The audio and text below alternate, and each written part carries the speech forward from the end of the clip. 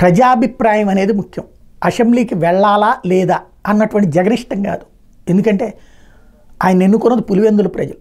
అట్లాగే 40% ఓట్లేశారు. 1,30,00,000 మంది ఓట్లేశారు ఆయన. ఆ ఓట్లేసినటువంటి వాళ్ళు ఆయన ఇంట్లో కూర్చోమంటల, లేదా ప్రెస్ మీట్లు పెట్టి కూర్చోమంటలేదు.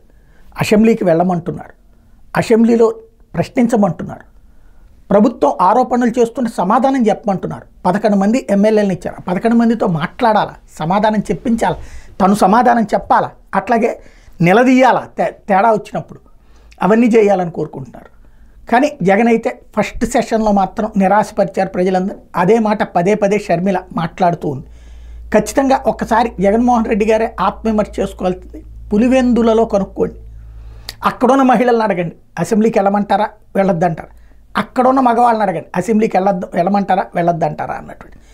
అది మన అభిమానులు కాదు, మన కార్యకర్తలు కాదు, మనమంటే ఇష్టపడే వాళ్ళని కాదు, మిగతా జనాన్ని అడగండి, కామన్ పబ్లిక్ని అడగండి.